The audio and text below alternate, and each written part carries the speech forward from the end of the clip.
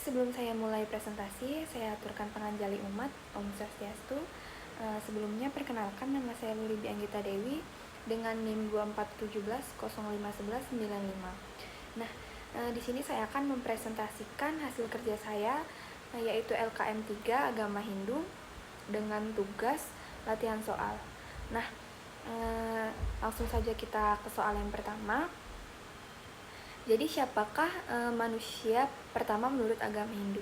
Nah, jawabannya di dalam ajaran agama Hindu, manusia pertama yang lahir ke bumi disebut Manu. Nah, menurut kepercayaan Hindu, Manu yang pertama adalah Swayambhu Manu, yang dipercaya sebagai kakek moyang manusia pada Manwantara pertama. Nah, Manu diturunkan ke dunia oleh Dewa Brahma setelah ia mengajarkan Manu banyak hal tentang Weda, kitab suci agama Hindu. Nah, Manu ini diciptakan tidak sendirian. Ia diciptakan bersama dengan Satarupa yang diciptakan oleh Dewa Brahma sebagai pendamping Manu. Nah, Satarupa ini merupakan wanita pertama di dunia menurut kepercayaan agama Hindu. Jadi Swayambhu Manu dan Satarupa merupakan pria dan wanita pertama di dunia atau era kehidupan pertama.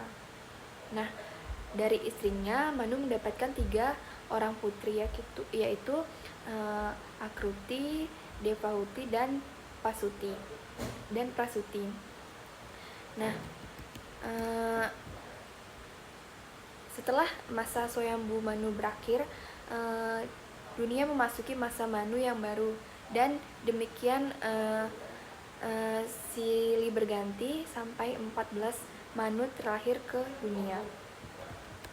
Nah, di soal selanjutnya, soal kedua, itu apakah dasar keyakinan agama Hindu? Jawabannya, setiap agama memiliki keyakinan masing-masing. Keyakinan sudah menjadi dasar pokok di setiap umat yang beragama. Nah, dalam agama Hindu, keyakinan merupakan dimensi terkuat bagi umat Hindu yang bertujuan untuk melakukan segala aktivitas keberagamaan dalam kehidupan sehari-hari. Sehingga agama ini sendiri merupakan bentuk dari sebuah keyakinan.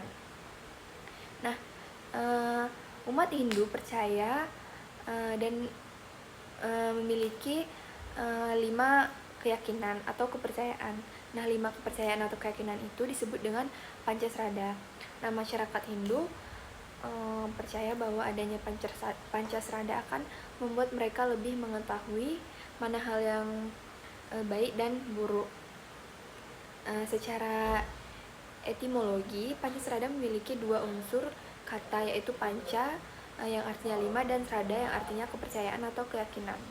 Nah, jadi Pancasrada ini adalah 5 dasar keyakinan atau kepercayaan yang melandasi umat Hindu dalam menjalani kehidupan di dunia. Adapun 5 bagian dari Pancasrada, yaitu yang pertama ada Brahman, yaitu percaya kepada Tuhan yang Maha Esa. Nah, dalam Hindu Tuhan disebut Brahman yang bersifat esa atau tunggal, tetapi memiliki banyak aspek dan manifestasi. Yang kedua itu Atman, percaya kepada jiwa dalam diri. Nah, Atman adalah jiwa atau roh yang ada dalam setiap makhluk hidup. Yang ketiga ada Karmapala atau hasil Karmapala atau percaya kepada hukum sebab akibat. Nah, setiap perbuatan akan menghasilkan akibat baik atau buruk yang disebut dengan karma. Dan yang keempat itu ada kepercayaan kepada yang keempat ada samsara, yaitu kepercayaan kepada reinkarnasi atau kelahiran kembali. Nah, samsara ini adalah siklus kelahiran, kehidupan, dan kematian dan kelahiran kembali. Jadi jiwa atma akan terus bereinkarnasi sampai mencapai moksa. Dan yang terakhir itu dalam bagian Pancasrada ada moksa, yang artinya percaya kepada pembebasan atau kesempurnaan jiwa. Jadi moksa adalah tujuan akhir kehidupan dalam agama Hindu. Selanjutnya, di soal ketiga, jelaskan sumber penyakit ditinjau dari agama Hindu. Jawabannya, dalam ajaran agama Hindu, penyakit dapat ditinjau dari berbagai aspek, baik secara fisik, mental, maupun spiritual. Nah, berikut ini akan saya jelaskan beberapa sumber penyakit menurut perspektif agama Hindu. Yang pertama itu karena karma atau hukum sebab akibat. Jadi penyakit bisa muncul sebagai akibat dari karma buruk di kehidupan ini ataupun di kehidupan sebelumnya. Jika seorang melakukan perbuatan buruk, maka efeknya bisa muncul dalam bentuk penyakit sebagai pelajaran untuk mencapai kesadaran yang lebih tinggi.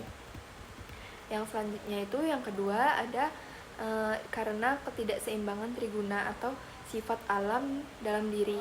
Nah, di dalam agama Hindu mengenal triguna, yaitu 3 sifat dasar dalam diri manusia.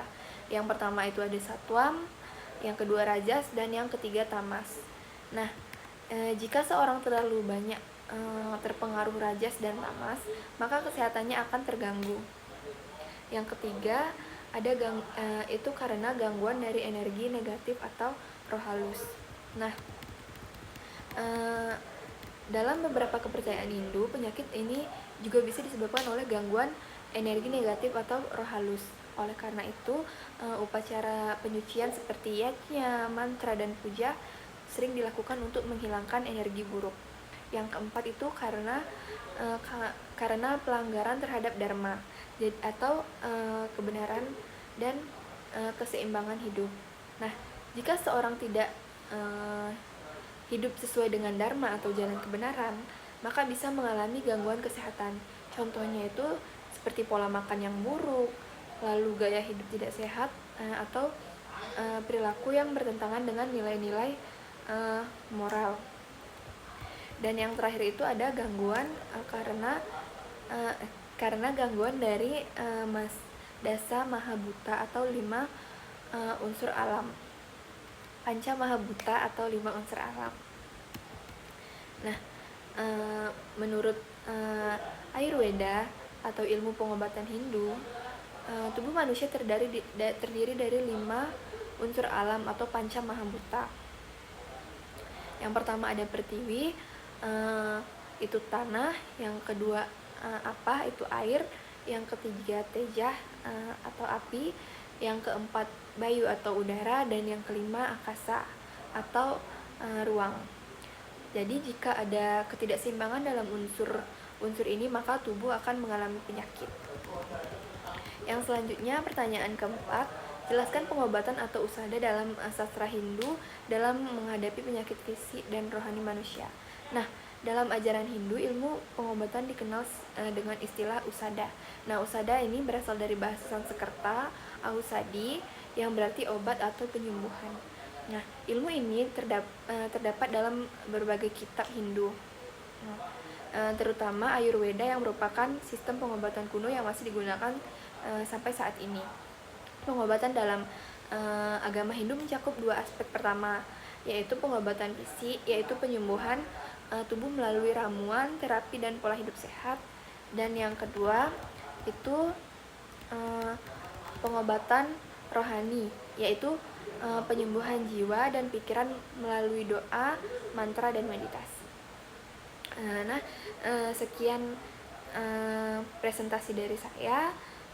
Saya ucapkan terima kasih dan Om Santi Santi Santi Om.